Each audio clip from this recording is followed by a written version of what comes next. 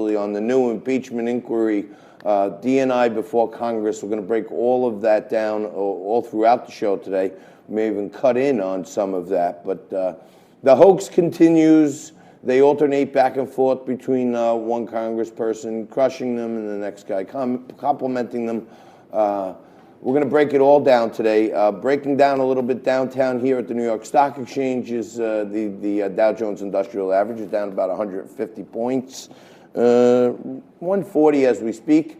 And the big news to the crypto crowd is that Bitcoin is under attack. Litecoin Lisa mentioned yesterday that it's a somewhat manipulated market. I tend to agree with her that anyone showing any big selling size can knock it down. There are ways people are now shorting crypto to knock it down to establish positions at a lower price. I think there's value here. I'm long, as I told you, from almost 10,000 at 8,000. I think it's an opportunity. And once they get their anchors in and the manipulation is done, I think it'll go much higher. But we'll talk about that and other things a lot more. But more importantly, joining me today for the last time on Liquid Lunch as a single man, it's Frank Morano.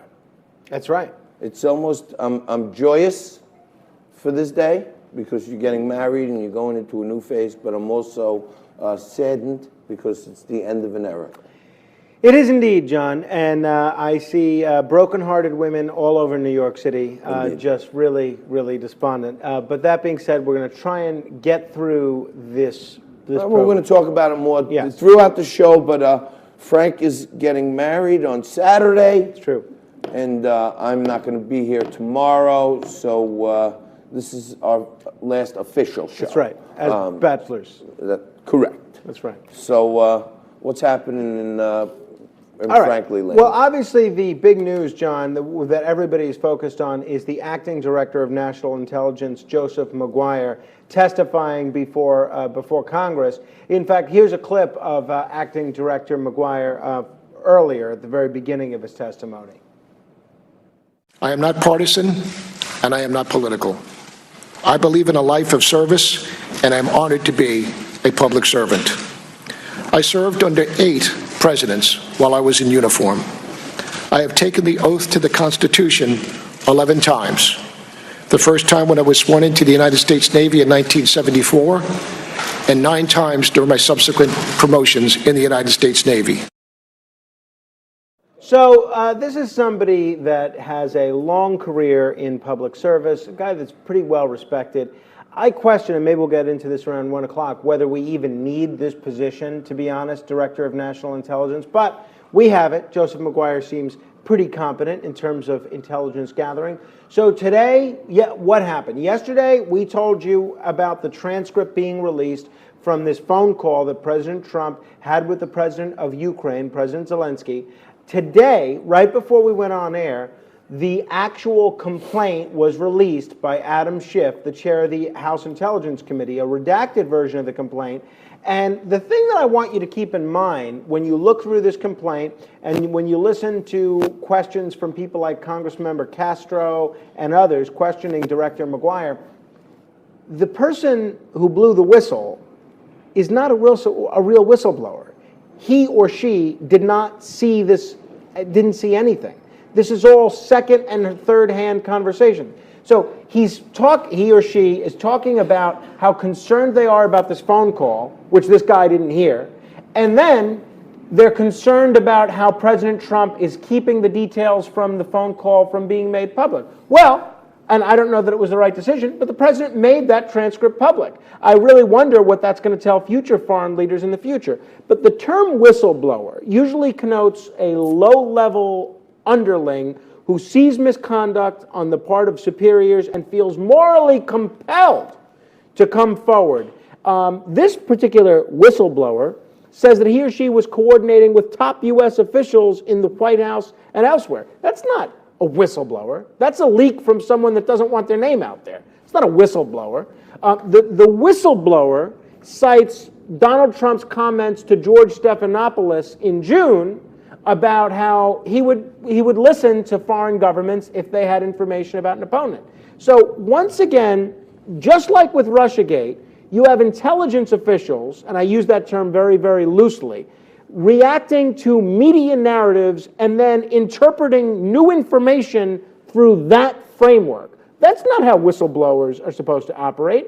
That's not how intelligence is supposed to operate. If you're in the intelligence community, you're supposed to be intelligent. You're not supposed to watch the same news programs I am and say, oh, this was John Tabacco's take on it. This is what Donald Trump said to George Stephanopoulos. And now, because that's what the president said in a TV interview, this is what I'm going to complain is of urgent concern. And lastly, the bottom line allegation in this so-called whistleblower complaint is that Trump sought to solicit interference from a foreign country for electoral gain. That's what this is all about. It's 9 pages. I've read it. That's what it's all about. That is exactly the narrative that they tried to sell the American people in Russiagate, and it didn't work. What this is, make no mistake, Whistlegate is Russiagate by another name. Part due. Yes. You know what I mean? And we had to go through all the...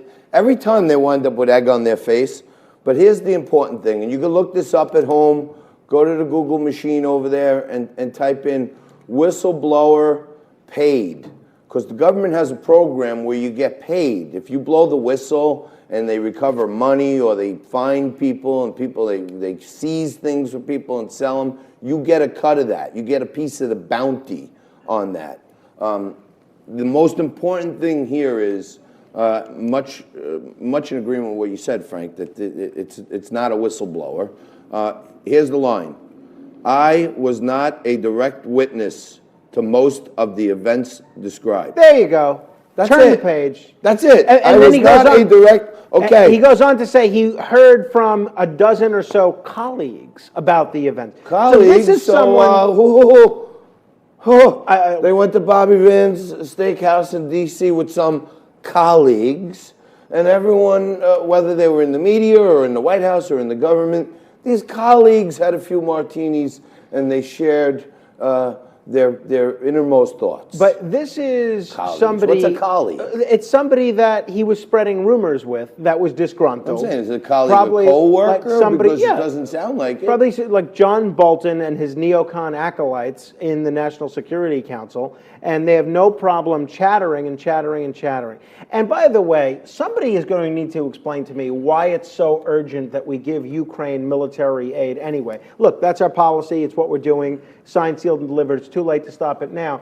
But you have to think. Ukraine is a good burgeoning democracy. There's always corruption in all these different places, but it does seem like a popular movement came over Ukraine, and that'll remain to be seen with President Zelensky. I like President Zelensky, but Ukraine is not a member of NATO.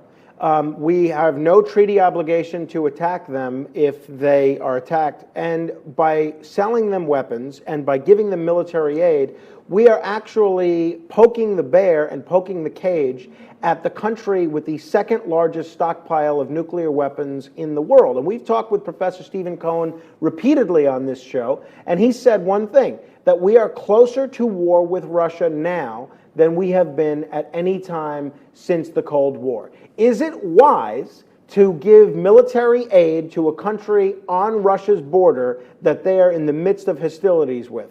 I vote no. In fact, I did vote no when I voted for Donald Trump. And yet, here, the Trump administration... That's not true. That is true. That is true. Don't go there. That is true. Don't go there.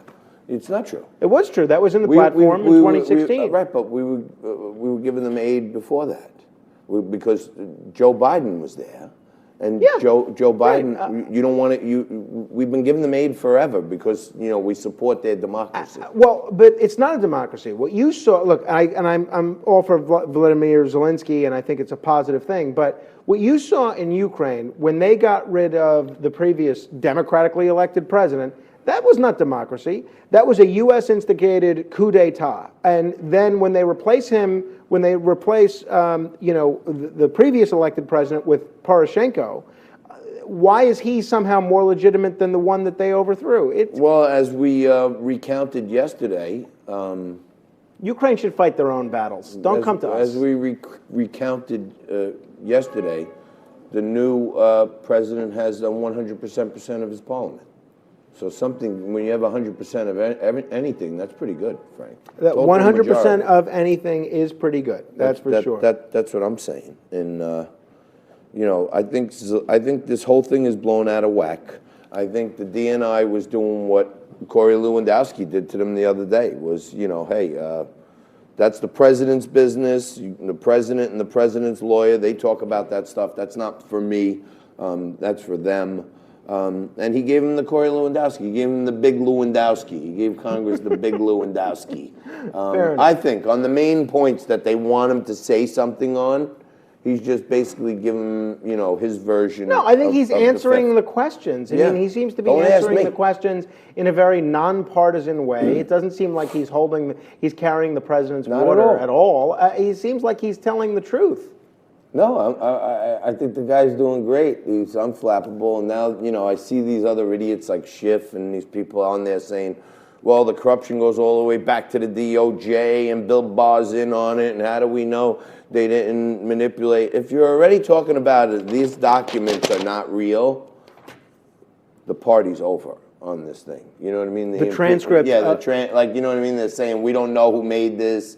Bill Barr's corrupt also, and the whole DOJ's in on it.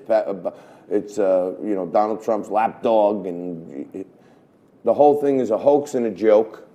People keep coming up to me and asking me, what about this new impeachment? It's a hoax and a joke. You watch. NATO they're going to push for Ukraine to join NATO now. I hope the American people won't be fooled, and we do not admit Ukraine into NATO. There's no reason where you need another dependent country. All right, well, we're going to do, right after this, we're going to mix it up here, and that's what we do every day on Liquid Lunch. We bring on a Democrat, a Republican. I throw out the topics of the day. I mix up a drink, either some Question tequila or Panzoni vodka. I sit back. They slug it out. Thoughtful conversation is had by all, but at the end, we shake hands and we part friends. That's what purple people do.